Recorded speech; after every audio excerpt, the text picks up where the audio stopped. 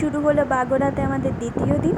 আর দ্বিতীয় দিন ভোরের এই দৃশ্যটা দেখিয়ে আমি ভিডিওটা স্টার্ট করলাম। তখন বাজে ভোর 5:30। আমি উঠে পড়েছিলাম, কেন জানি না মনে হচ্ছিল যে বাইরেটা একটু দেখে গিয়ে ভোরবেলাটা কেমন। তো দেখে আমি নিজেই কিছুক্ষণ চুপচাপ দাঁড়িয়েছিলাম।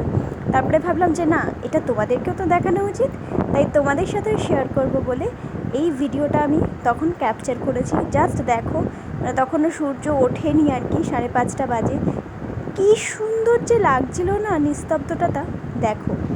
Good morning from Bagora. আজকে সকালটা একটু অন্যরকম। এমনিতেই আমি ভীষণই পাহাড় প্রেমী, আর এরকম যদি একটা ভিউ সামনে থাকে, মানে সকালে উঠে দরজাটা খুলে, তাহলে অটোমেটিক্যালি মন, মেজাজ, শরীর সব ভালো হতে বাধ্য। তো আজকে হচ্ছে আমাদের সেকেন্ড দিন, আজকে হচ্ছে 2 তারিখ সেপ্টেম্বরের। তো চলো আগে বাইরের ভিউটা তোমাদের একটু দেখিয়ে দিই। দেখো, ধীরে ধীরে এবার সূর্য উঠতে শুরু করেছে। চারপাশটা মানে কি বলবো, মানে মুহূর্তের মধ্যে বদলে যাচ্ছে আর কি সব কিছু। এই এই দেখছি রোদ্দুর উঠছে, এই পুরো মেঘ ঘিরে আসছে। দেখো, একটু আগে আমি দেখালাম যে ওই সময়টা পুরো মেঘে ঘিরে ছিল। দেখো, ধীরে ধীরে করে এবার সূর্য উঠছে আস্তে আস্তে করে। ওয়েদারটা একটু অন্যরকম হচ্ছে, আকাশের দিকটা তাকিয়ে তোমরা বুঝতে পারবে। ধীরে ধীরে সূর্য উঠছে, আর ধীরে ধীরে করে আর কি নিস্তব্ধতা থেকে বেরিয়ে আসছি আমরা আর কি, ভাঙছে নিস্তব্ধতা ধীরে ধীরে। হচ্ছে বাইরের আজকে ভিউ, মানে তুখর সুন্দর, এত সুন্দর। আমি ফার্স্ট নর্থ বেঙ্গল এলাম জীবনে প্রথম, আর একটা দারুণ এক্সপিরিয়েন্স আর একটা দারুণ জায়গা। আসার সময় ভীষণ ভালো এক্সপিরিয়েন্স হয়েছে, বৃষ্টি রোদ সব মিলিয়ে। তারপরেও তো দারুণ এক্সপিরিয়েন্স হয়েছে, মানে মেঘের খেলা আর কি চলেছে সারাদিন। আর আজও সকাল থেকে তাই একটা ভীষণ সুন্দর ওয়েদার। এই যে দেখতেই পাচ্ছ, মানে জাস্ট রুমের দরজাটা খুললেই এরকম একটা দারুণ ভিউ চারিদিকে। তো চলো, আজ আমাদের ইচ্ছা আছে আমরা চটকপুরে যাব। তো দেখা যাক কতটা কি হয়, আর যেটুকু হবে যা হবে সবটাই তোমাদের সাথে শেয়ার করব, মনের খুশিতে, মনের আনন্দে। আর চেষ্টা করব তোমাদের হেল্প করা, যাতে তোমরাও এগুলো দেখে তোমাদের পরবর্তী ট্রিপের জন্য কিছু হেল্প হতে পারে। চলো। তো কথা মতো স্নান টান করে আমরা রেডি হয়ে গেলাম চটকপুর বেরোবো বলে। এখনও রুম থেকে বেরোয়নি। দেখো, রুমের জানলাটা দিয়ে আমি দেখাচ্ছি, তখন বেশ ভালো রোদ্দুর উঠে গেছে, ওয়েদারও চেঞ্জ হয়ে এসছে। তো এবার আমরা নিচে যাব, ব্রেকফাস্ট করব। সেদিন ব্রেকফাস্টে ছিল রুটি আর কুমড়ো দিয়ে ছোলা দিয়ে সবজি, যেটাকে আমরা কুমড়োর ছক্কা বলে থাকি, ওরকম ধরনের। আলু ছিল কুমড়ো দিয়ে ছোলা দিয়ে, খুব ভালো একটা সবজি। আর সাথে রুটি আমরা খেয়ে গেছিলাম, কারণ চটকপুরের রাস্তাটাও অনেকটা, যেতে আসতে অনেকটা টাইম লাগবে। তো সেই কারণে আমরা ভেবেছিলাম যে একটু হেভি ব্রেকফাস্ট করে যাই, তাহলে আমাদের সুবিধা হবে। তো এবার আমরা বেরোবো ধীরে ধীরে চটকপুরের দিকে। ড্রাইভার দাদা এখনও আসেনি, ওনাকে ফোন করা হয়েছে, চলে আসবে বলল।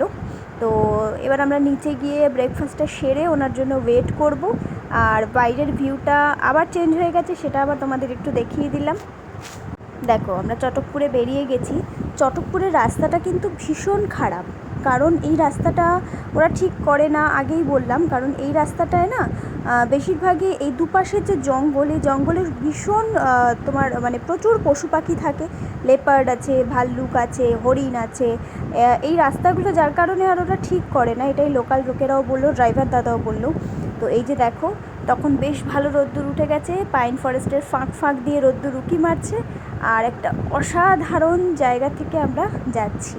জাস্ট দেখো, মানে রাস্তাটা একদম পুরো সরু, আর দুপাশটা ভর্তি জঙ্গল, মানে একেই বলে জঙ্গল সাফারি। চটকপুরে গিয়ে আমরা জঙ্গল সাফারি করিনি, সেটা তোমাদের পরেই বলবো কেন করিনি।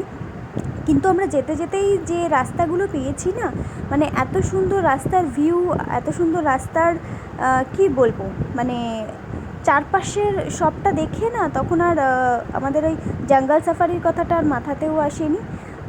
জাস্ট দেখো, মানে ভিউটা জাস্ট দেখো।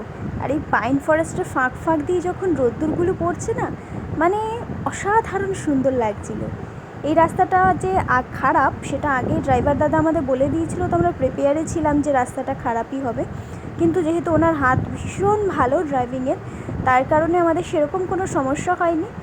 মাঝে মাঝে গাড়ি দাঁড় করিয়ে আমরা এদিক ওদিকে ছবি তুলেছি। এই দেখো, যেমন গাড়ি দাঁড় করিয়ে ওই যে ড্রাইভার দাদা দাঁড়িয়ে আছে কোমরে হাত দিয়ে, আমরা মনের ইচ্ছে মতো ছবি তুলেছি, দাঁড়িয়ে ভিডিও করেছি। আর জাস্ট রাস্তাটা দেখো, এই যে রাস্তাটা আমি তোমাদের দেখিয়ে দিচ্ছি, দেখো ভালো করে।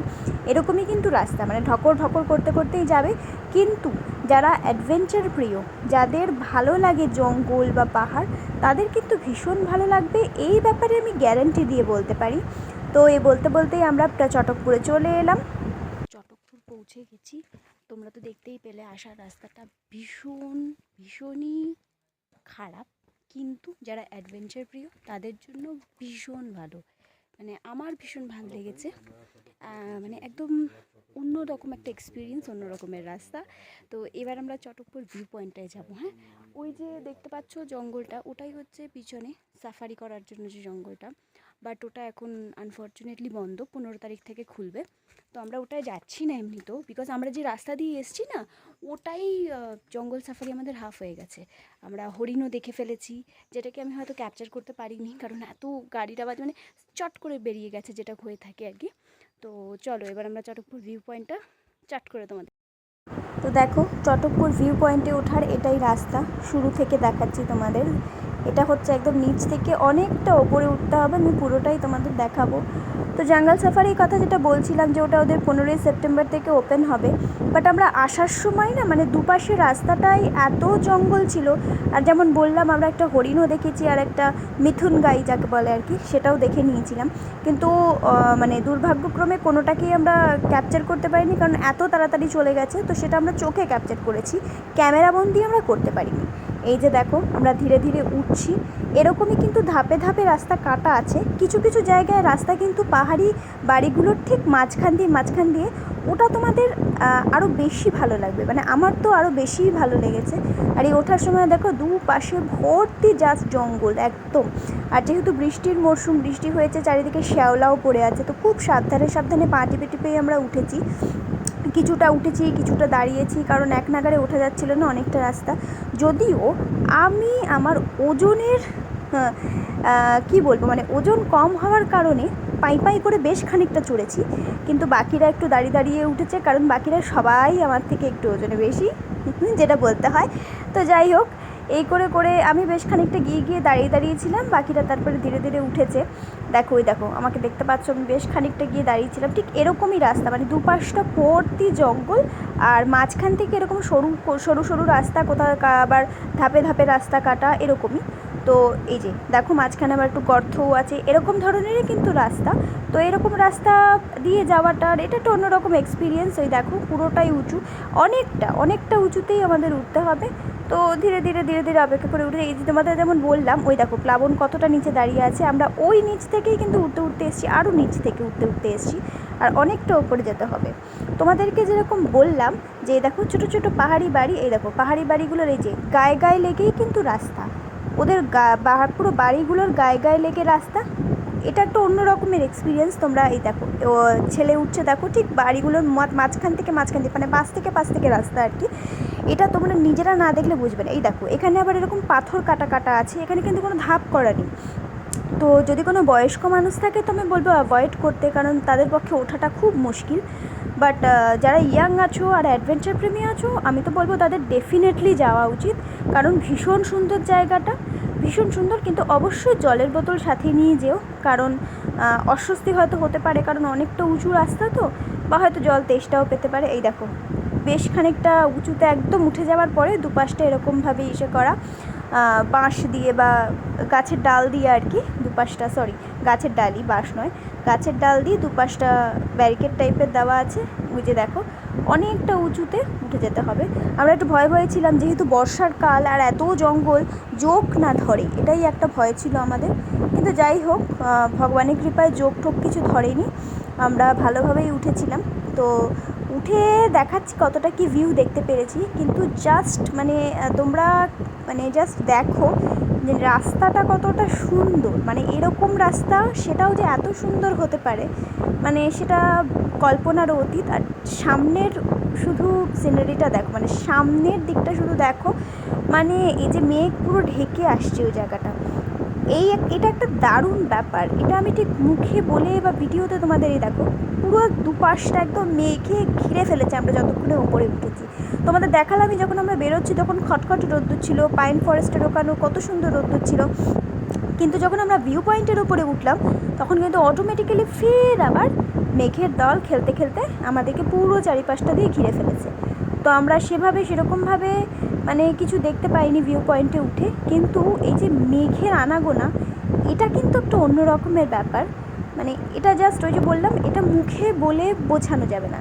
যারা দেখেছো তারা তো জানবেই, আর যারা দেখোনি তারা না দেখলে ঠিক বুঝতে পারবে না যে ঠিক কীরকম। ওই যে সামনে দেখতে পাচ্ছ ওটাই কিন্তু চটকপুর ভিউ পয়েন্ট, ওটার উপরে উঠে পুরোটা দেখা যায়। তো আমি অনেক আগে ওই যে দেখো আমি অলরেডি উঠে দাঁড়িয়েও আছি, সর্দি এই যে সিঁড়ি থেকে উঠছে, ছেলে আর দিদি উঠছে, আর প্লাবন পিছনে পিছনে ভিডিও করতে করতে উঠছিল। ও একটু দেরিতেই উঠেছে, পিছনে ভিডিও করতে করতে উঠেছে। মানে দুপাশটা দেখো, দুপাশটা ময় জঙ্গল, আর বেশ কিন্তু ঠান্ডা ছিল। কিন্তু আমরা যেহেতু এতটা ওই কসরত করেই উঠেছি এক প্রকার বলতে হয়, তাই আমাদের তখন একটু গরমই লাগছিল বলে আমরা সোয়েটারগুলো হাতে নিয়ে হাঁটছিলাম। কিন্তু বেশ কিন্তু ঠান্ডা ছিল, আর এই মেঘের আনাগোনায় ঠান্ডাটা আরও একটু বেশি লাগছিল। তো দেখো এবার জাস্ট দেখো ওই যে সর্দি আসছে সেই ভিডিওটা দেখো, মানে জাস্ট মেঘগুলোকে দেখো, পুরো মেঘগুলো ভেসে ভেসে সামনে থেকে যাচ্ছে। যেমন তোমাদের বললাম মানে ক্ষণে ক্ষণে ওয়েদারটাকে চেঞ্জ হয় না, সেরকম ক্ষণে ক্ষণে আর কি ওয়েদার চেঞ্জ হচ্ছে। এটাও একটা অন্যরকম, কিছু তো করার নেই, রোদ্দুরকে তো আর টেনে আনতে পারবো না, তো কিছু করার নেই, যেটা আসছে সেটাকে ভালো মনে নিতে হবে। এই যে ভিউ পয়েন্টের এপাশ থেকেও দেখো পুরো একদম মেঘে ঘিরে আছে, পুরোটাই একদম মেঘে ঘিরে আছে। তো আমরা সেরকমভাবে কিছু দেখতে পাইনি, বাট যেটুকু দেখেছি সেটুকুই একটা দারুণ শান্তি জাগিয়েছে মনে। মানে কোনো চিৎকার চেঁচামেচি নেই, কোলাহল নেই, মেঘ যাচ্ছে সমানে, একটা অন্য রকমের এক্সপিরিয়েন্স। যে ধীরে ধীরে একটু একটু মেঘ কাটতে শুরু করলো, আবার ওপাশ থেকে মেঘগুলো আসতে শুরু করেছে, মানে পুরোটাই মেঘের খেলা আর কি। মানে মেঘ পুরো ইচ্ছা মতো চলছে আর কি, এরকম একটা ব্যাপার, পুরোটাই মেঘের খেলা। এই দেখো আমরা নিচের দিকে যখন নামছিলাম এখানটা বেশ খানিকক্ষণ দাঁড়িয়েছিলাম, এদিকটা দেখো পুরোটা একদম পুরো ঘন জঙ্গলে ভরা, আর এই যে পাশটাও পুরো একটা মেঘের ইস্যু, মানে খাঁত টাইপের আর কি, দেখতেই পাচ্ছ। এই যে আমরা আসার সময় চটকপুর থেকে যখন আমরা ফিরি তখন আমরা অন্য রাস্তা ধরেছিলাম, বাট আমার কাছে কিন্তু সব রাস্তাগুলো একই রকমেরই দেখতে লাগছিলো, কারণ প্রতিটা রাস্তাতেই এরকম বড় বড় পাইন গাছ আর এরকমই ভাঙাই রাস্তা। তো যাই হোক, সেদিনের দিনটা আমরা ভালোই কাটিয়েছিলাম, একই রকমভাবে সকাল থেকে রোদ্দুর মেঘ সব মিলিয়ে মিশিয়ে আর কি। তো দিনটা আমাদের খুব ভালোই কেটেছে। তো যাই হোক, এবার আমরা এখানে দাঁড়িয়ে একটু আবার ফটোশ্যুট করেছি, এদিকে ছবি ওদিকে ছবি, নিজেরাও প্রচুর ছবি তুলেছি, কারণ জায়গাটা সত্যিই ভীষণ সুন্দর ছিল।